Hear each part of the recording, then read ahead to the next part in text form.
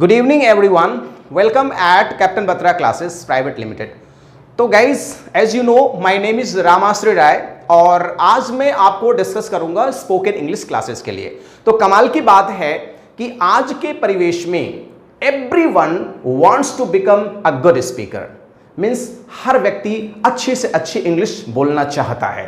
तो जाहिर सी बात है कि उसके लिए we have certain rules and regulations. Guys अब मैं बता दूं आपको कि if you want to become a good speaker, अगर आप चाहते हैं एक बेहतरीन स्पीकर बनना चाहते हैं, तो उसके लिए सबसे जरूरी चीज है कि first you should focus on grammar. अब ग्रामर का मतलब ये नहीं कि you have to study in deep grammar, you have to study a lot grammar, ऐसा नहीं है। ग्रामर के लिए बहुत जरूरी ये है कि when you speak speak slowly and correctly.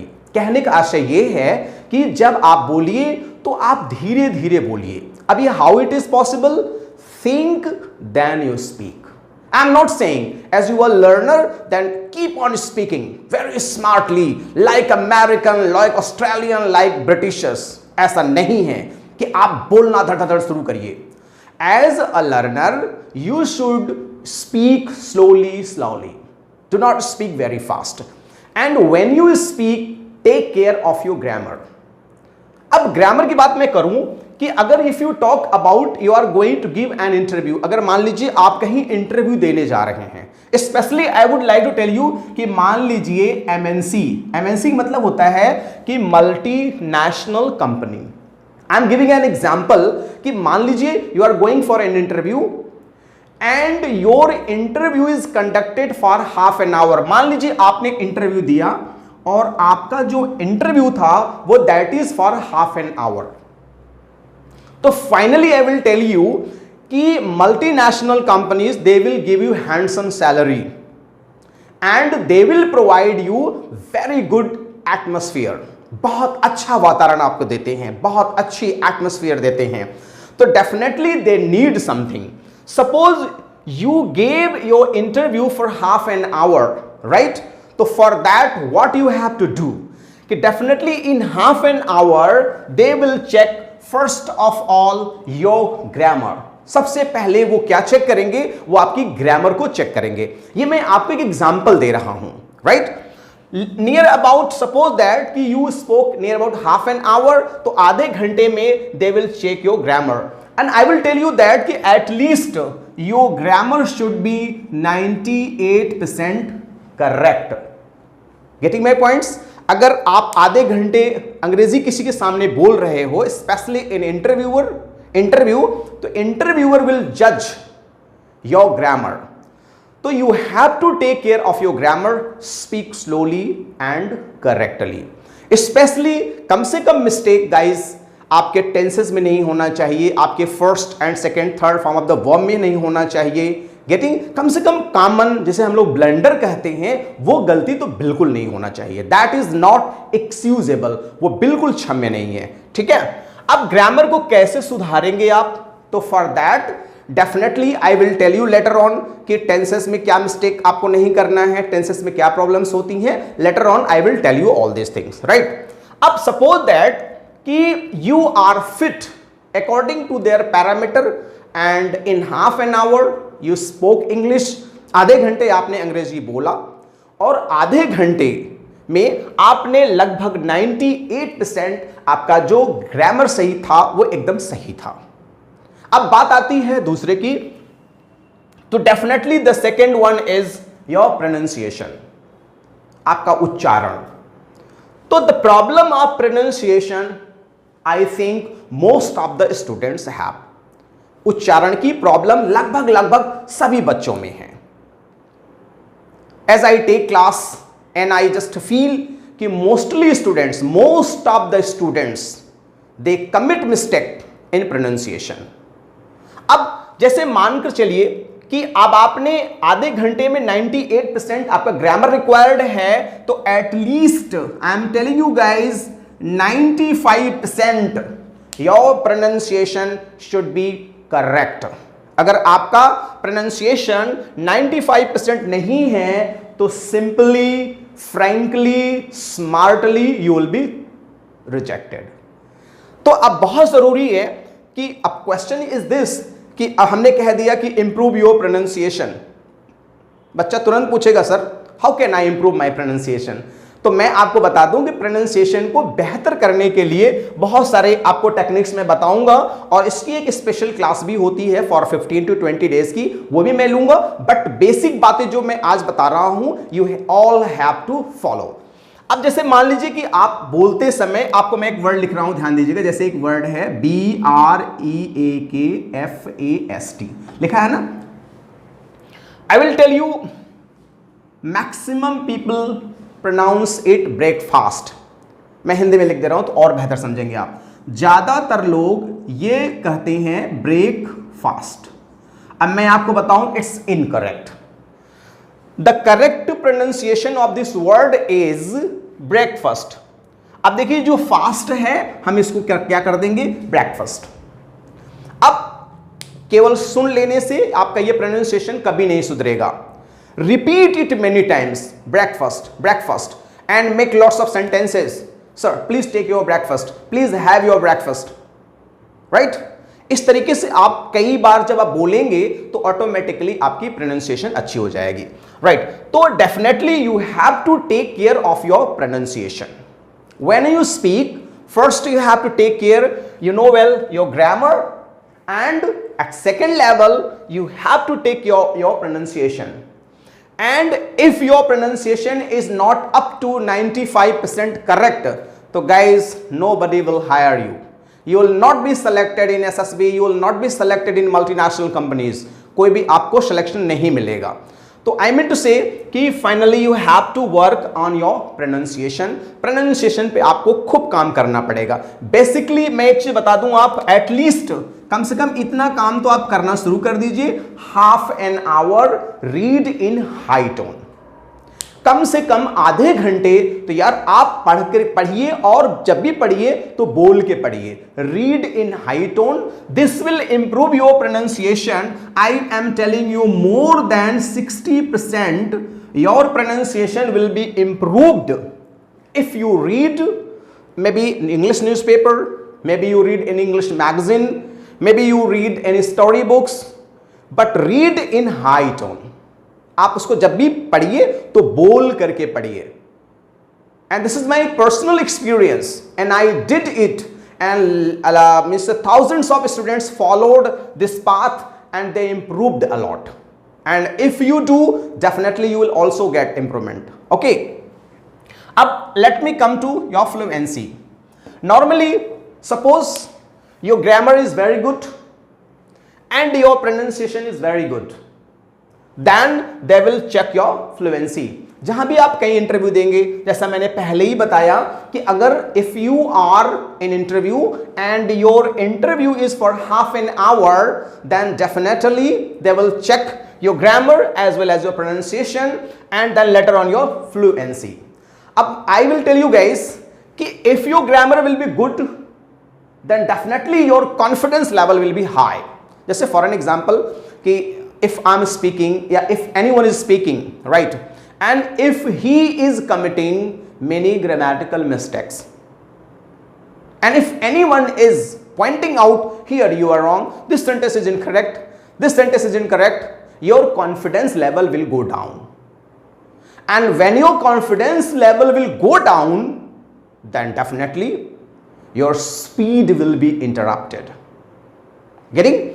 And if your pronunciation will be good, I'm telling you, your speed is, your fluency is, guys, totally depend on your pronunciation. On your pronunciation. If your pronunciation is good, automatically your speed will be good. Your fluency will be good. Right? अब fluency at least I will tell you that at least 50 to 60 WPM means होता है कि जब आप बोल रहे हैं तो at least in 1 minute you have to speak 50 to 60 words per minute.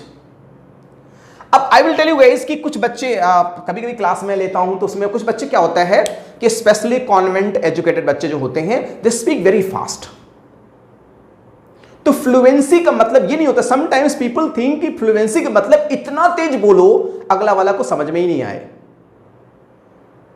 Fluency का मतलब ये नहीं होता है कि speak very fast, speak fluently and no one can understand you. You are speaking very fast but the person who is next to you is not able to understand. तो finally that is not fluency. Fluency means कि whatever you are saying, whatever you are speaking slowly or speaking fast, doesn't matter, but whatever you are saying, I'm getting each and everything.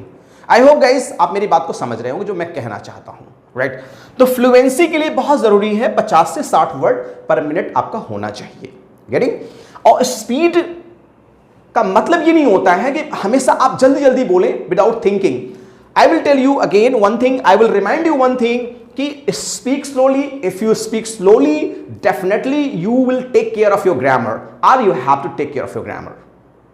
Second, you have to take your pronunciation, and then you have to come for fluency, right? अब fluency के साथ साथ जो सबसे बहुत महत्वपूर्ण चीज इसमें अगर मैं बात करूं तो बात करूंगा word power की। Guys, as in my class, I provide 8 to 10 words daily. You know that कि without having good words, you cannot speak good English. So definitely you should learn at least 10 to 15 words daily. And I will do my best to make you learn 10 to 15 words daily later on. In next classes, I will provide you some words, right? तो for the words, अब word power का मतलब क्या है कि word तो हो लेकिन उसमें क्या हो, पावर हो। पता चला हो, ये वर्ड तो है लेकिन उस वर्ड में पावर ही नहीं है। फॉर एन एग्जाम्पल, गाड़ी तो बहुत अच्छी है, गाड़ी तो है, पावर ही नहीं उसमें, वो बेकार है, किसी काम की नहीं है। तो वर्ड हो तो उसमें पावर हो। पावर का मतलब यहां पे मैं ये कहूंगा कि जैसे एक वर्ड मैं आपको लिख रहा हूं, देखिए ये है ATTAC, अटैक, राइट। अब ये एक वर्ड है। आई विल गिव यू एग्जांपल कि जैसे कि मानकर चलिए कि कोई एक बच्चा है और वो एलिजिबल नहीं है, वो SSB के लायक नहीं है, बहुत अच्छा नॉलेज नहीं है, बहुत अच्छी स्पीकिंग नहीं है। मान लीजिए फॉर एन एग्जांपल उसको लेफ्टिनेंट बना दिया गया, उसको आर्मी ऑफिसर बना दिया गया, उसकी साउंड क्वालिटी अच्छी नहीं है, उसको नॉलेज नहीं है बोलने की। अगर मान लीजिए उसको ये कह दिया गया कि बेटा आपको ये वर्ड अटैक, जैसे मान लीजिए ये अटैक वर्ड को प्रोनाउंस करना है, मान लीजिए कि वो आर्मी ऑफिसर बंदा बन गया है और युद्ध का समय आ गया है और उसे अब ऑर्डर देना है अपने सोल्जर्स को, राइट। अब वो बोल रहा है कि सोल्जर्स को बोल रहा है, ध्यान से सुनिएगा, अटैक अटैक। आप बताइए, वर्ड तो बोल रहा है, क्या वर्ड में पावर है? नहीं है। अरे जब पावर का मतलब होता है कि अगर आर्मी ऑफिसर बोलेगा तो कैसे बोलेगा, आप बताइए कैसे बोलेगा? मेक एन एफर्ट, मैं कोशिश करता हूं, रिपीट आफ्टर मी। तो इस वर्ड को अगर सही ढंग से आप प्रोनाउंस कर पाएंगे और विथ एनर्जी के साथ बोल पाएंगे तो ये वर्ड क्या हो जाएगा, यहां पे हम थोड़ा सा स्ट्रेस दे करके बोलेंगे और बोलेंगे अटैक। ध्यान दीजिएगा, फिर से सुनिए, attack attack, right. Means word है और साथ में इसके क्या है, पावर है। आप जानते हैं आपकी साउंड क्वालिटी, आपकी आवाज, your pronunciation, your knowledge, your energy is your introduction. Simply शेर के अंदर पावर है। कैसे पता चलता है कि शेर के अंदर पावर है? क्योंकि उसके अंदर दहाड़ है, उसकी आवाज है, और उसकी आवाज बताती है कि उसके अंदर पावर है, या यूं कह लीजिए कि पावर बताती है कि उसके अंदर आवाज है, या आवाज बताती है कि उसके अंदर पावर है, राइट। तो guys I will tell you that word power. अब देखिए वर्ड पावर पर बहुत सारे मैं उसके सेशंस लूंगा आगे चल करके। तो वर्ड पावर पे जो मेरा फोकस होता है गाइज, अगर आपको ये देखिए जीरो है ना, अगर आपको जीरो से हीरो बनना है, जीरो टू हीरो, तो आई विल टेल यू कि वर्ड पावर पे काम कैसे करें आप। Finally I am going tell you one thing कि that we are going to learn a language. हम एक भाषा को सीखने जा रहे हैं। जो हमारा मोटो है, the motto is to make you a very good speaker of English language. तो तो अब उस भाषा को अगर बेहतर बोलना है तो जाहिर सी बात है आपको जीरो से स्टार्ट करूंगा और हीरो तक ले जाऊंगा। जीरो का मतलब यहां आप ये मान लीजिए कि आपको ए टू जेड का मतलब होता है, जरूरत पड़ेगी तो मैं ABCD से स्टार्ट करूंगा और आपको जेड का मतलब होता है लास्ट तक जो इंपॉर्टेंट चीजें हैं उसको मैं आपको पढ़ाऊंगा। अब वर्ड पावर की अगर मैं बात करूं तो सबसे पहली चीजें होती हैं, जैसे अभी अगर मैं वर्ड पावर की बात करूं तो सिंपली अगर मैं सही से देखूं तो सही ढंग से वर्ड की मतलब वर्ड पावर को खोजने भी बहुत सारे बच्चों को नहीं आता है। बहुत सारे बच्चों को वर्ड खोजने भी नहीं आता है। क्यों नहीं आता मैं बता दूं कि जैसे मान लीजिए यही वर्ड है जो मैंने अभी यहां लिखा है, तो सबसे पहले जब भी आप डिक्शनरी कांटेक्ट करते हो देखते हो तो सबसे पहले आता है वर्ड, उसके बाद उसी के बीच में अगर देखिए लिखा रहता है इस तरीके से ब्रेक फर्स्ट लिखा रहता है, वर्ड के बाद उसका उच्चारण। Suppose you know this word and you do not know the pronunciation of this word, it means your knowledge is incomplete.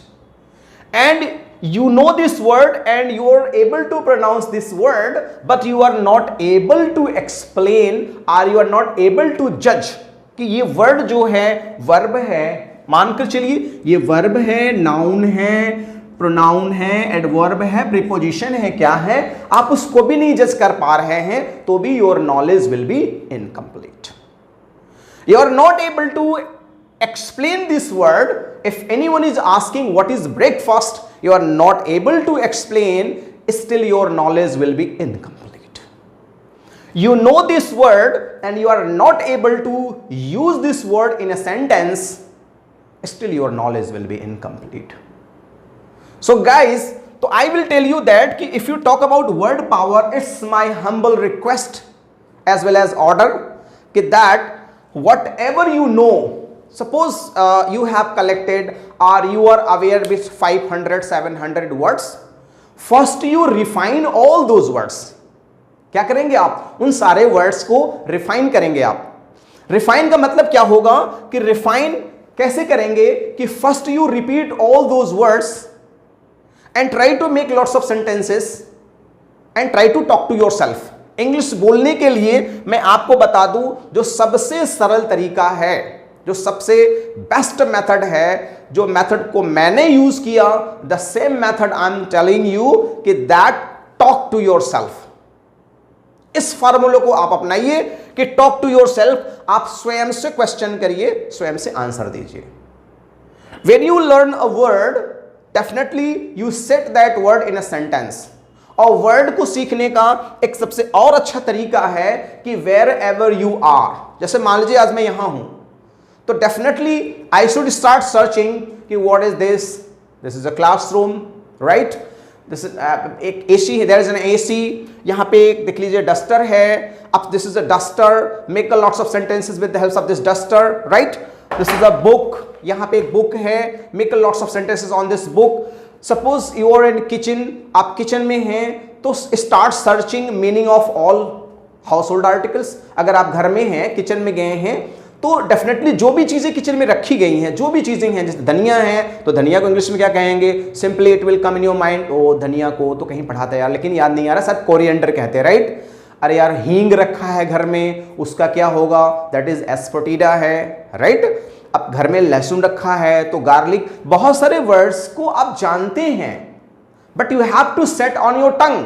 I will tell you that कि for speaking everything is in your mind.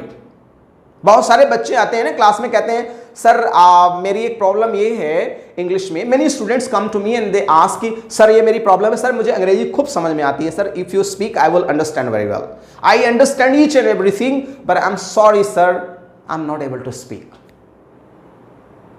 तो आप ये सोचो कि you know and you are not able to speak, तो nobody will accept that you no.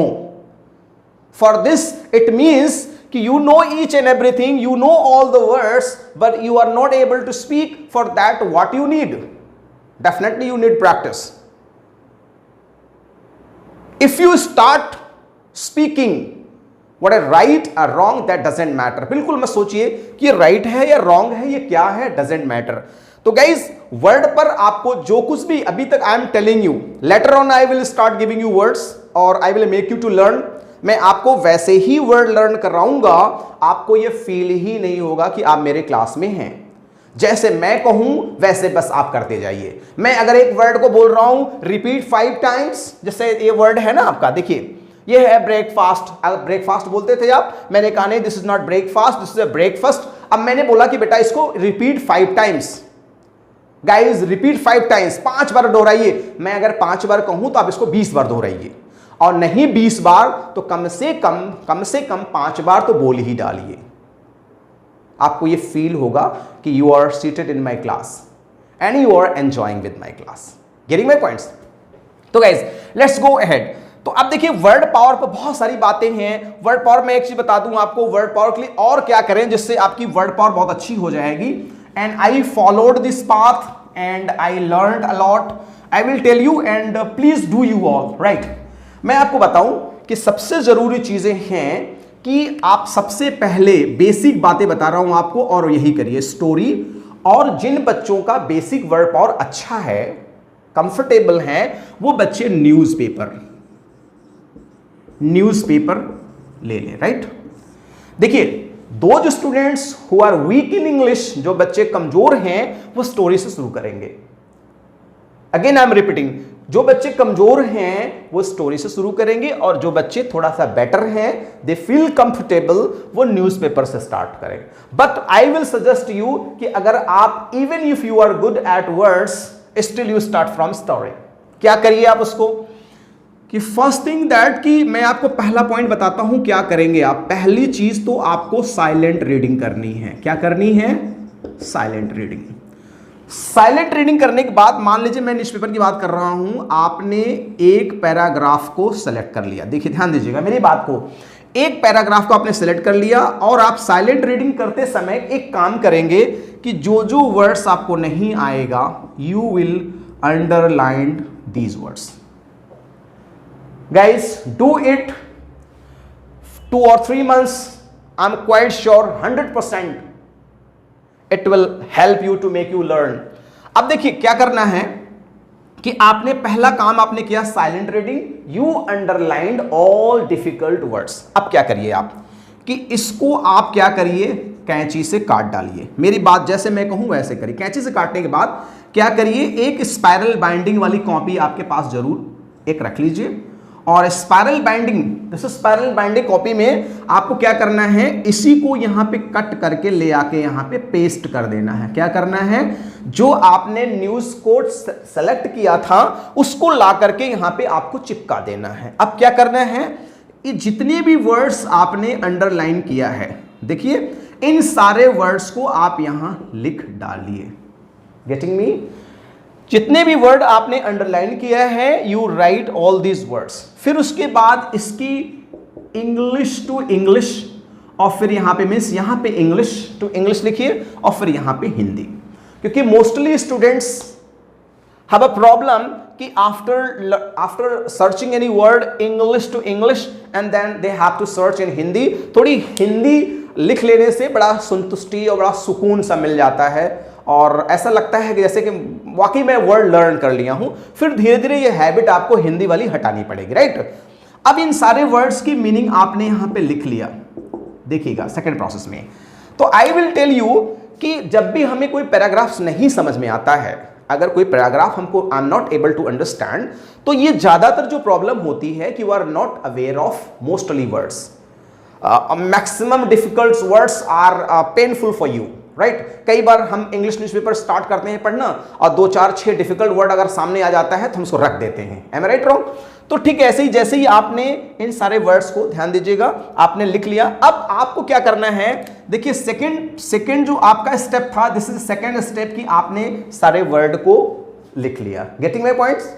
अब third step में क्या करना है गाइस, थोड़ा सा डिफिकल्ट जरूर है, थोड़ा सा मेहनत करना पड़ेगा इसके लिए, बट परफॉर्मेंस विल बी, है ना, ट्रेमेंडस। अब देखिए तीसरे स्टेप में क्या करिएगा कि रीड इन हाई टोन। आपको क्या करना है, रीड इन हाई टोन। मैं आपको जैसा कह रहा हूं वैसे करिएगा, और कम से कम 3 times. Read in high tone 3 times. आप इसको 3 बार बोल के पढ़ेंगे तो डेफिनेटली जाहिर सी बात है, जब आप 3 बार बोल करके पढ़ेंगे तो ये मोस्टली वर्ड्स आपको सिचुएशन के साथ याद हो जाएंगे। कैसे याद हो जाएंगे? एकदम सिचुएशन के साथ। कोई अगर स्टोरी है, राइट, और जैसे कोई समाचार भी है तो किसी टॉपिक पर बेस्ड होगा, तो वर्ड के साथ साथ definitely when you read in high tone तो definitely all those words will be practised with word, getting my points, with sentences. आपके जो भी वर्ड्स आप लर्न कर रहे हैं या पढ़ रहे हैं वो सारे सेंटेंस के साथ आपको तैयार हो जाएंगे। गेटिंग माय पॉइंट्स और नॉट? चलिए अब आगे आपको क्या करना है कि वर्ड पावर में आपने ये 3rd स्टेप पे रीड इन हाई टोन। अब चौथा टास्क क्या करना है? चौथे टास्क में ये करना है कि आप समरी लिखिए। आप एक तरह से कह लीजिए कि जो भी इसकी स्टोरी है इसको ब्रीफ कर दीजिए, ब्रीफ आउट द स्टोरी, या यू मीन टू से कि स्टोरी की समरी, जो भी आपने कोई न्यूज है तो उसके 4, 6, 8 लाइन में अपने शब्दों में right in your own words. I am 100% sure guys, automatically your word power, and not only you will improving your word power, I am telling you, you will be improving your word power, right?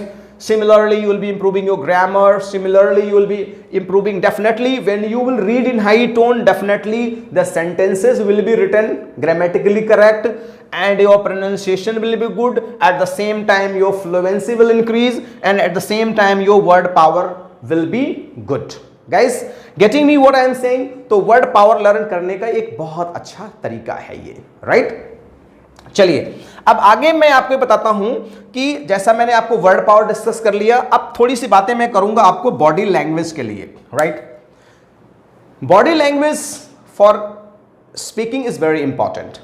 भाषा के लिए आपकी body language का positive, जैसे gesture और posture जो आपका होता है, पोस्चर मीन्स होता है ना पोजीशन ऑफ बॉडी, आपकी बॉडी का पोजीशन कैसा होना चाहिए। मैं आपको बता दूं कि इंटरव्यू में आपको मैं बता दूं 85% communication is conveyed by your body language. The moment you enter, ध्यान दीजिएगा, the moment you enter in interviewers room, मैं बता दूं आपको कि जब आप इंटरव्यूअर्स के रूम में जैसे ही गाइज एंटर करते हैं तैसे ही 85%, 85% the interviewer guess easily that what is your parameter, means what kind of candidate you are, means the way you stand, the way you sit, the way you open your mouth, the way you move your body, all these things are very important. तो guys आपको अपने body language पर भी ध्यान देना है, right? अब साथ साथ में मैं आपको बता दूं ये पॉइंट नंबर 6, एक्सप्रेशन। एक्सप्रेशन का मतलब आप जानते ही हैं, भाव होता है, अभिव्यक्ति होती है, जो हम जैसे कि अब ध्यान दीजिएगा कि जब जैसे ही आप कोई स्टोरी पढ़ेंगे, राइट? फॉर एन एग्जांपल मैं बताता हूं कि जैसे कि मैंने बहुत पहले कहानी सुनी थी कि there was a king, right? He had 3 daughters. 2 daughters were very honest, very simple. Two daughters were very honest, but the 3rd one was very cunning. तो कहने का मतलब जब आप कनिंग वर्ड बोलिए तो कनिंग जैसा चेहरे पर भाव आए। यू नो कि guys language without expression is dead. अब आई विल टेल यू, वैसे समझ लीजिए कि जैसे कोई बंदा सो रहा है और आप उसके घर पे जाते हैं, या कोई घर का ही मेंबर सो रहा है, अब उसको आपको जगाना है, अब आप जाकर गुड मॉर्निंग, तो बताइए कौन सुनना चाहेगा इसको? अरे एक्सप्रेशन आनी चाहिए, हेलो गुड मॉर्निंग, राइट? आप बहुत प्यार से जब कहेंगे, स्माइल आएगा चेहरे पर, तभी लोग उसको इंटरेस्ट में लेंगे, तभी वो लोगों को सुनने में अच्छा लगेगा, राइट? बहुत सारे कई बार बच्चे क्लास में आते हैं और आते हैं दरवाजा मारते हैं पैर से, फिर गुड मॉर्निंग सर, तो वो नहीं होता है। जस्ट क्या होना चाहिए, बहुत स्माइल के साथ, राइट? स्माइल के साथ आपको बोलना है गुड मॉर्निंग सर, मै आई कम इन सर, राइट सर? तो इस तरीके से स्माइल के साथ, और एक्सप्रेशन आपको लाना है। अगर एक्सप्रेशन नहीं होगा, आपको मैं बता दूं कि if you want to be a good speaker और एकदम एक्टर बनना पड़ेगा आपको, right? Because in spoken English I will give you lots of roles to play, बहुत सारे रोल प्ले करने को मिलेंगे आपको। I will give you role to play sometimes as an engineer, sometimes you will play the role of an advocate, sometimes you will play the role of a beggar. अगर आप if you are going to play the role of beggar तो definitely आप समझ सकते हो कि वही चेहरे पे भाव, वही चेहरे पे सारी चीजें आनी चाहिए, राइट? अब suppose that sometimes I will give you to play the role of that prime minister, the all type of roles मैं आपको दूंगा प्ले करने के लिए और आप सारे रोल्स को प्ले करेंगे। तो कहने का मतलब कि जो भी आप बोलेंगे गाइस वो उसमें एक्सप्रेशन का आना बहुत जरूरी है। विदाउट एक्सप्रेशन आपकी भाषा को कोई सुनना ही नहीं चाहता है। और मैं बता दूं कि जब भी आप बोलिए तो कभी भी स्ट्रेस लेके मत बोलिए। Whenever you speak, feel at home, एकदम रिलैक्स होके बोलिए एंड विद स्माइल बोलिए। जितना ज्यादा आप स्माइल के साथ बोलेंगे डेफिनेटली लोग सुनना चाहेंगे, क्योंकि कोई भी व्यक्ति सुनने वाले और देखने वाले को सीरियस नहीं देखना चाहता है। और मैं बता दूं एक कमाल की बात कि सीरियस पर्सन भी किसी सीरियस व्यक्ति को नहीं देखना चाहता है। सीरियस व्यक्ति भी चाहता है कि if I watch, if I learn, if I do something, definitely that person should present himself और हरसेल्फ विद स्माइल, राइट? तो ये चीजें बहुत जरूरी है आपके लिए। ऑलराइट, तो एक्सप्रेशन के साथ साथ अब भाषा में एक बात और बहुत जरूरी चीज है, वो आपका होता है गाइस एनर्जी। क्या होता है? एनर्जी। जो कि मैंने पहले ही बताया है कि अगर आप कोई भी काम कर रहे हैं, अगर आप भाषा सीख रहे हैं, भाषा बोलने की कोशिश कर रहे हैं, तो गाइस पूरे शिद्दत के साथ विथ फुल एनर्जी आपको बोलना है। जो भी चीजें मैंने आपको कहा है करने के लिए, उसको जब भी आपको करना है, you have to do that work with full confidence and with full energy. तभी आप उसको कहते हैं ना, उसको आप कैश कर पाओगे, उसको भुना पाओगे, तभी लोगों को आप इंप्रेस कर पाओगे। डेफिनेटली जब आप इंटरव्यू देने जाओगे तभी आप बहुत अपने इंटरव्यूअर को आप इंप्रेस कर पाओगे। क्योंकि कई बार क्या होता है, नॉलेज यू हैव इनफ। कई बार आप लोग कहते हैं कि सर वो एक टीचर है, उनके पास ज्ञान बहुत है, he has enough knowledge, he is a man of letters, he has depth knowledge, but he is not able to express himself. अब आप यही समझ लीजिए कि सिंपली कि पैसे बहुत है हमारे पास, हम उसको एक्सपेंस ही नहीं कर पा रहे।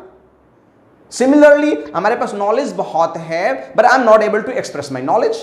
फाइनली मैं बता दूं आपको कि सारा कोर्सेस करने के बाद, after completing your engineering courses, after completing your MBA, after completing your BBA, different types of professional courses बच्चे करने के बाद भी क्या होता है कि बहुत सारे बच्चे इंटरव्यू में रिजेक्ट हो जाते हैं।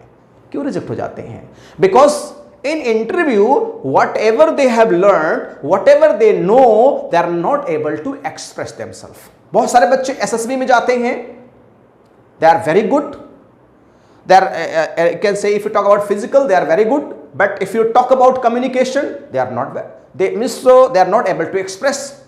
So finally whatever you know you have to express yourself, and you have to express yourself what? With expression and with energy. So guys, in my first videos I did my best to motivate you that what you should do to learn this English language and what effort you should make, and you all should follow all these things. So guys, आज के लिए बस इतना ही. So thanks for watching this video. Good day and take care all. Thank you very much.